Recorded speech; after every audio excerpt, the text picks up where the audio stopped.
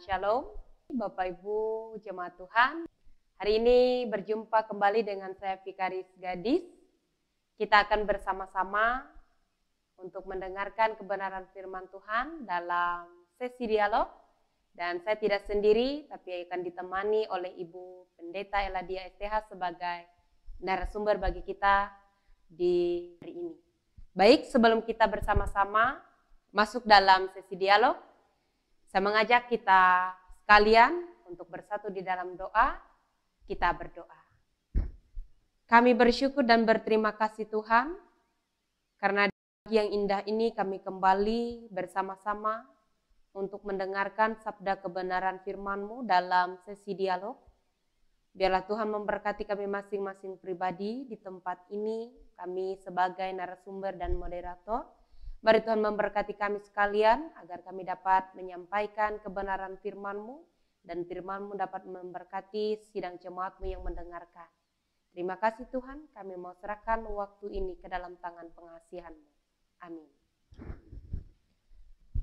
Baik, tema kita pada hari ini yaitu keluarga sebagai tempat penyemaian benih-benih iman. Baik, Bapak, Ibu, Saudara sekalian,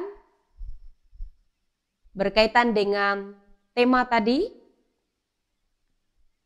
berbicara tentang keluarga sebagai tempat penyemaian benih iman, maka sudah barang tentu kita harus mengetahui lebih dulu apa itu keluarga, baik secara umum maupun apa itu keluarga menurut Alkitab.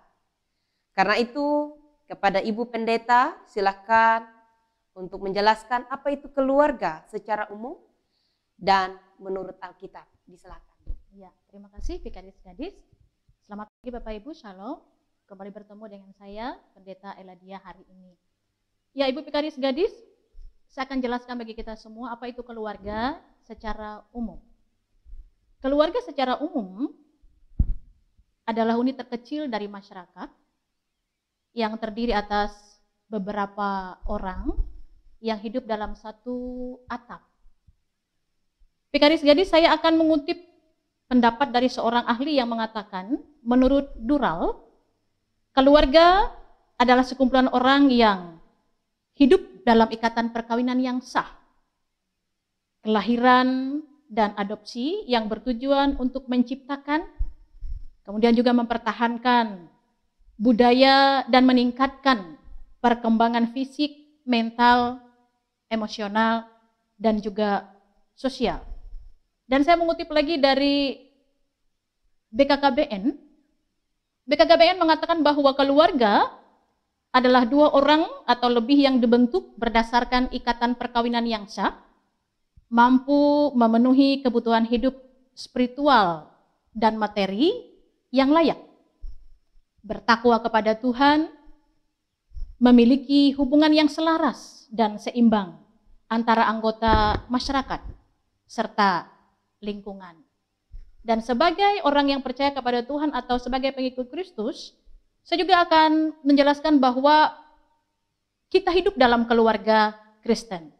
Nah, keluarga Kristen adalah persekutuan hidup antara ayah, ibu, dan anak-anak yang telah percaya dan menerima Yesus Kristus sebagai Tuhan dan Juru Selamat secara pribadi dan dalam kehidupan sehari-hari selalu meneladani apapun yang dilakukan, dikerjakan, dikatakan oleh Tuhan kita Yesus Kristus.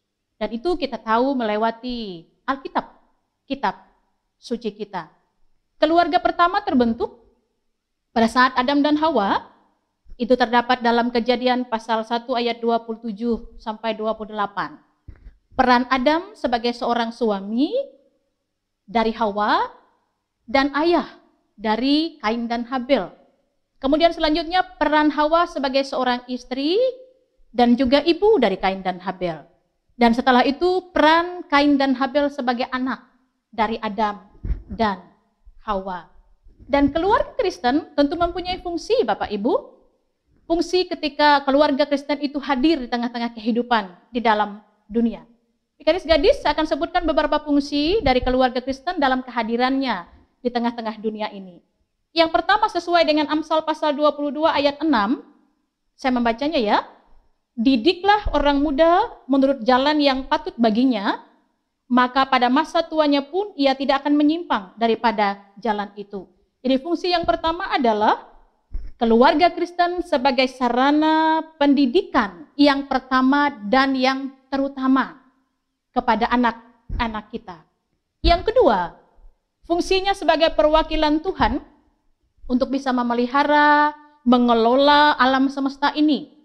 Di keluarga Kristen diharapkan bisa mengelola dan menjaga segala sesuatu yang telah diciptakan oleh Tuhan, sehingga segala sesuatunya sesuai dengan fungsinya, dan itu bisa dipergunakan.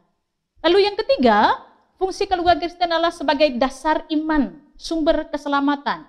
Sama yang diungkapkan dengan Kisah Rasul pasal 16 ayat 31, jawab mereka, percayalah kepada Tuhan Yesus Kristus dan engkau akan selamat, engkau dan seisi rumahmu. Yaitu gadis-gadis tentang keluarga secara umum maupun keluarga Kristen yang kita jalani di dalam kehidupan kita. Ya, terima kasih Ibu Pendeta Eladia yang sudah menyampaikan bagi kita bagaimana keluarga secara umum dan keluarga menurut Alkitab. Baik, Bapak Ibu dan saudara sekalian, tidak bisa dipungkiri bahwa keluarga Kristen hidup di zaman yang serba maju, bahkan bisa dikatakan di era milenial. Dan sudah pasti banyak sekali tantangan yang dihadapi oleh keluarga, khususnya keluarga Kristen secara khusus. Menurut Ibu Pendeta, apa saja tantangan yang dihadapi keluarga Kristen di zaman ini? Silakan. Ya, betul gadis-gadis. Saudara-saudaraku, kita hidup di zaman yang serba maju. Karena itu ada banyak pula yang harus dihadapi oleh orang-orang yang percaya, yang hidup dalam satu keluarga, yang mempercayai Tuhan kita Yesus Kristus. Ada beberapa hal tantangan itu. Yang pertama, perceraian. Ayah dan ibu atau pasangan suami istri yang tidak lagi sepaham, tidak lagi bisa bergandengan tangan dari awal sampai akhir, tidak lagi setia pada komitmen cinta yang telah diikrarkan, hingga akhirnya mengambil jalan masing-masing. Harus diakui ini dampaknya besar Bapak Ibu, besar juga dampaknya bagi ekonomi keluarga kita, besar juga dampaknya bagi kehidupan anak-anak atau keturunan kita. Yang kedua, pengaruh media. Media, ya bisa berdampak positif, tapi juga jangan lupa bisa berdampak negatif. Entah bagi kita sebagai orang tua, juga bagi anak-anak. Bisa kita bayangkan, media membuat kita menjadi orang-orang yang tidak terlalu fokus menjalankan segala sesuatu. Misal, awal mulanya kebersamaan kehidupan orang tua dan anak begitu erat. Tapi ketika ada gadget misalnya yang tidak bisa dikelola dengan baik, lalu semuanya masing-masing berjalan dengan kegiatannya sendiri-sendiri. Media sosial juga menampilkan segala sesuatu yang bisa saja serba instan. Kita bisa menonton apa saja, baik yang positif dan juga negatif. Harus diakui memang kita tidak bisa tutup mata dengan hal seperti itu. Tapi ketika kita bisa mengontrol segala sesuatunya, saya percaya media bukan menghadirkan hal yang negatif, tapi bisa menghadirkan hal yang positif. Kemudian yang ketiga, kenakalan remaja pada zaman sekarang. Seringkali anak-anak kita ketika berada di rumah, ia terkendali dan terkontrol. Tapi ketika tidak berada di dalam rumah, bisa saja segala sesuatu yang tidak patut mereka lakukan, itu justru mereka lakukan. Pergaulan-pergaulan yang terlalu jauh. Anak-anak kita dalam usia mereka yang remaja suka mencoba segala sesuatu yang belum mereka coba, tanpa harus memikirkan apa dampak kemudian dalam kehidupan mereka. Ada banyak lagi tantangan-tantangan itu, tapi paling tidak dengan 3 hal ini, membuat satu keluarga Kristen atau orang-orang yang percaya kepada Tuhan mesti lebih berhati-hati lagi untuk bisa menghadapi hal-hal yang seperti ini. Dan saya percaya dengan komitmen yang kuat dari kedua orang tua, dengan cinta kasih yang begitu luar biasa dicurahkan kepada anak-anak, maka tantangan-tantangan apapun itu bisa dihadapi. Itu Ibu Pekaris Gadis. Terima kasih Ibu Pendeta di STH sudah menyampaikan bagaimana tantangan keluarga Kristen. Setelah mendengar ada banyak tantangan yang dihadapi, lalu apa yang keluarga lakukan? Dan bagaimana cara keluarga supaya bisa menjadi tempat penyemaian benih-benih iman? Silakan. Iya. Nah, Bapak Ibu, ini sangat menarik. Dan ini bagian yang terpenting dari pembicaraan kita hari ini. Keluarga hendaknya menjadi satu tempat atau wadah di mana segala hal yang baik dirasakan. Ada hal yang mau mengatakan bagi kita bahwa keluarga bisa dikatakan sebagai eklesia domestika atau gereja mini atau gereja rumah tangga. Kenapa keluarga dikatakan sebagai eklesia domestika atau gereja mini? Hal ini dilatar belakangi oleh realiti konkret bahwa unsur-unsur pokok dalam keluarga, dan gereja menjadi pondasi yang kuat. Kesetiaan, persekutuan, cinta kasih yang kuat, komitmen yang juga kuat yang ada dalam kehidupan suami dan istri. Kemudian segala hal yang baik yang harus dicurahkan dan dirasakan oleh siapa saja yang ada dalam keluarga itu. Keluarga merupakan tanda kehadiran Kristus yang bisa dinikmati oleh semua yang ada di keluarga itu. Dengan demikian, bahwa salah satu fungsi dari keluarga sebagai gereja mini adalah menghadirkan Kristus baik di tengah-tengah kehidupan anggota keluarga yang ada di dalamnya maupun di tengah-tengah kehidupan berjemaat dan juga bermasyarakat. Dan tidak bisa dipungkiri bahwa tantangan di era milenial ini sangat gencar serangannya. Dan memang kita juga tidak bisa menutup mata akan hal itu. Tapi dengan pondasi yang kuat, cinta kasih yang kuat, komitmen yang juga kuat, kesetiaan dan persekutuan yang begitu erat dalam kehidupan keluarga. Dan satu hal yang lebih penting, selalu mengandalkan Tuhan, keluarga yang takut akan Tuhan, menjadi modal utama bahwa hidup kita senantiasa berada di dalam pertolongannya. Saya mengutip salah satu pendapat seorang ahli yang bernama Billy Graham. Dia mengatakan seperti ini, keluarga adalah tangisan bayi, senandung ibu, kekuatan ayah, kehangatan hati yang mengasihi, sinar mata yang berbahagia, keramah tamahan, kesetiaan, dan persahabatan. Bagi anak-anak, keluarga merupakan sekolah dan gereja, di mana mereka dapat bersukacita bersama, tempat di mana ayah dan ibu dihormati, dikasihi, dan anak-anak merasa disayangi. Dan sebagai suami istri, kita selalu menyadari bahwa pasangan hidup kita adalah anugerah Tuhan. Sang suami tahu betul akan tanggung jawabnya sebagai pemimpin dan imam bagi keluarga, demikian juga dengan istri. Amsal pasal 31 ayat 10 sampai 11 mengatakan, istri yang cakap, siapakah yang akan mendapatkannya? Ia lebih berharga daripada permata. Hati suaminya percaya kepadanya.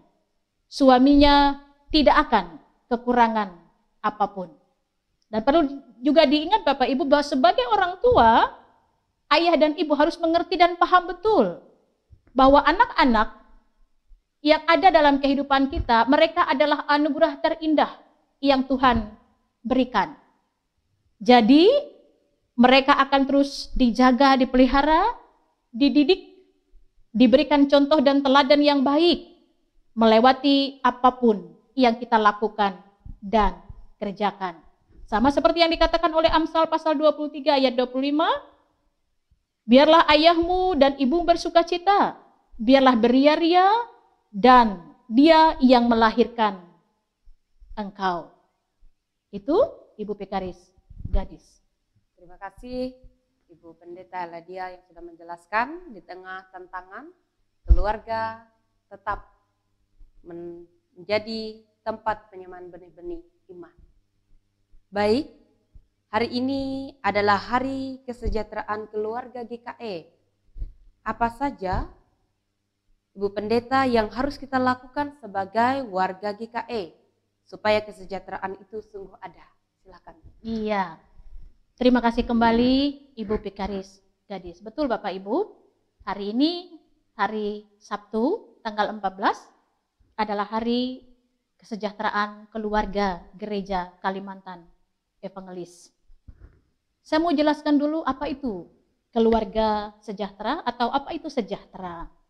Sejahtera adalah kondisi di mana kita merasakan keadaan baik, makmur, sehat, damai, aman.